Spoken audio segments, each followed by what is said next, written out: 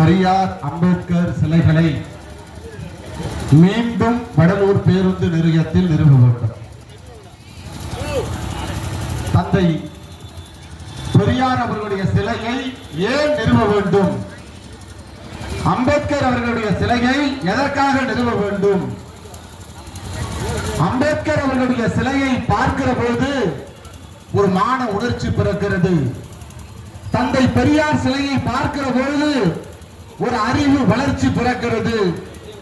நாமும் படிக்கணும், நாமும் இந்த சமூகத்தில் அங்கீகரிக்கப்படணும், நாமும் 10 பேருக்கு உதவியாக இருக்கணும் என்று சொல்வதற்கு அந்த சிலை காரணமாக இருக்கிறது. அந்த இருபெரும் தலைவர்கள் ஒரு நாணயத்துடைய 2 துருவங்களாக 2 பக்கங்களாக இருந்து இந்த தமிழ் சமூகத்திற்கு அறிவு பாலை ஊட்டினார்கள்.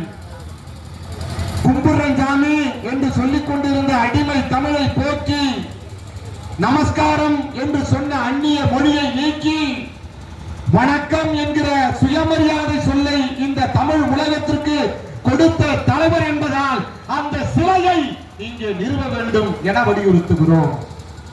உங்களுக்கு என்ன கேடு? வரவங்க போறவங்க சிலையெல்லாம் வைக்க சொல்றதுக்கு நானா பைத்தியமா?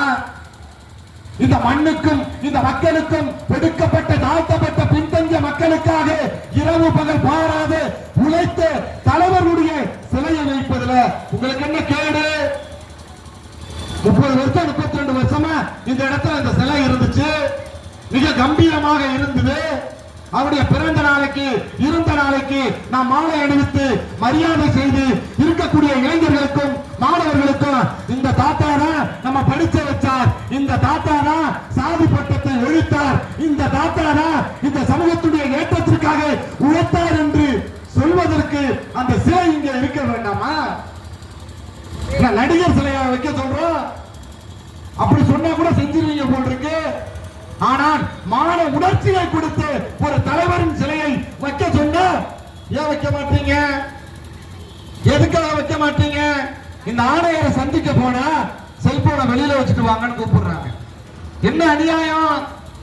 இந்த ஆணையரை சந்தித்து மனு கொடுக்கிறோம், இந்த நகராட்சி தலைவரை சந்தித்து பேசுகிறோம், எம்எல்ஏவை சந்திச்சு சொல்றோம், மாவட்ட அமைச்சர் அண்ணன் ராஜ்குமார் அவர்களிடத்தில் மனு அளித்திருக்கிறோம், மாவட்ட ஆட்சியரிடத்தில் மனு கொடுத்திருக்கிறோம்.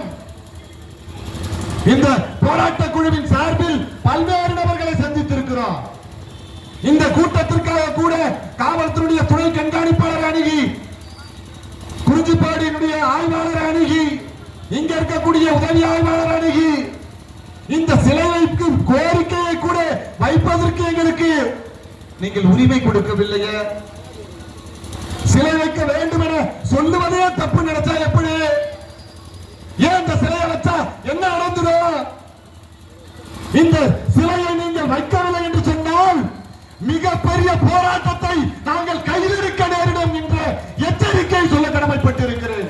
எச்சரிக்கையா சொல்றேன், நாங்கள் ஓயப் போவது கிடையாது. நாங்கள் தலைவர் பெரியாரை படித்திருக்கிறோம், புரட்சியாளர் அம்பேத்கரை படித்திருக்கிறோம், மார்க்ஸை படித்திருக்கிறோம்.